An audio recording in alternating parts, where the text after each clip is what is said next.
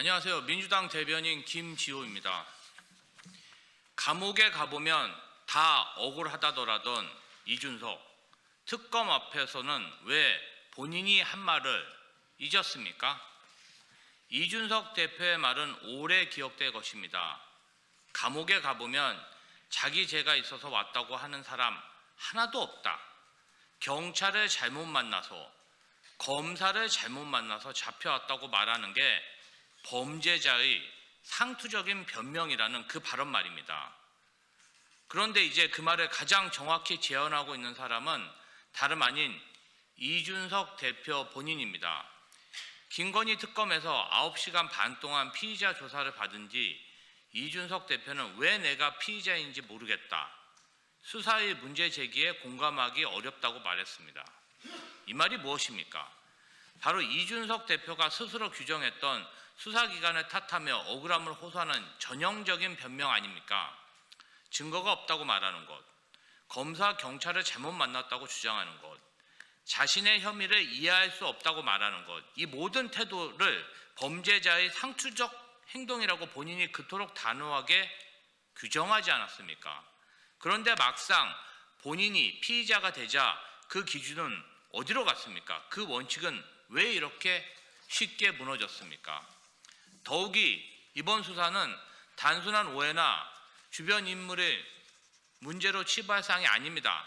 특검은 윤석열 전 대통령 부부가 명태균 씨로부터 여론조사 등을 제공받은 대가로 김영선 전 의원의 공천에 관여했는지, 그리고 당시 당대표였던 이준석 대표가 그 과정에 공모하거나 개입했는지 여부를 직접 수사 중인 것으로 알려져 있습니다.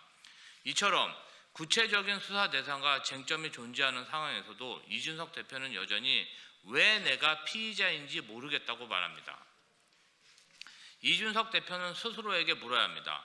지금 본인의 발언과 태도가 대선 TV 토론에서 스스로 가장 경멸하고 조롱했던 바로 그 모습과 과연 무엇이 다른지 말입니다.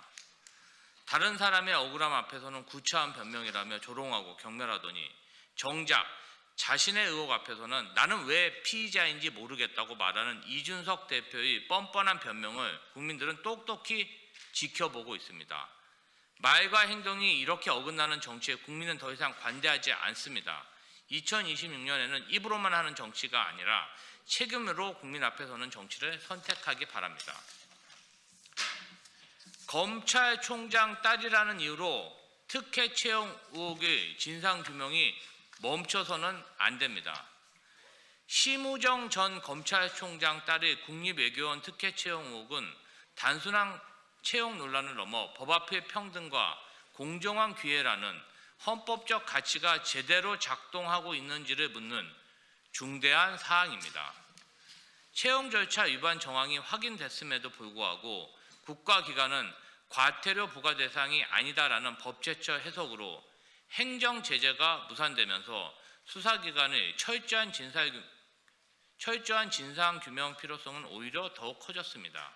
더욱이 당사자가 전직 검찰총장의 자녀라는 점에서 이번 사항이 자칫 권력과 지위에 따른 특혜와 면죄부의 사례로 남을 수 있다는 국민적 우려가 매우 큽니다. 검찰총장의 딸이라는 이유로 특혜 채용이 되고 전직 검찰총장의 딸이라는 이유로 의혹 규명이 지연되거나 흐지부지 되는 일이 결코 있어서는 안 됩니다. 수사기관은 아버지의 신분이나 지위를 전혀 고려하지 말고 신속하고 엄정한 수사를 통해 채용 전 과정의 진실을 명명백백히 밝혀야 합니다. 특혜가 있었다면 지위 고하를 막론하고 반드시 책임을 물어야 하며 이번 사항을 계기로 드러난 외교부 채용 행정의 허점 또한 즉각 보완돼야 합니다. 공정은 구호가 아니라 실제로 작동해야 할 국가의 기본 원칙입니다.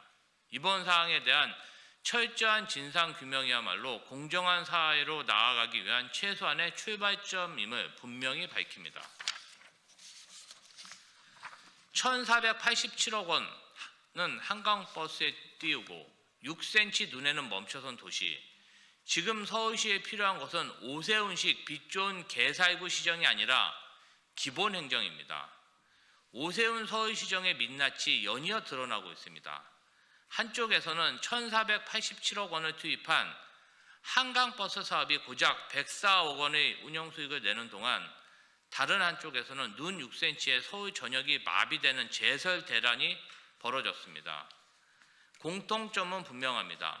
시민의 일상과 안전을 책임지는 기본 행정은 뒷전으로 밀어두고 그럴듯해 보이는 사업에는 세금을 아낌없이 쏟아붓는 시정 철학입니다. 한강버스는 시민의 이동권을 획기적으로 개선하지도 못했고 재정적 자립 가능성 역시 입증하지 못했습니다.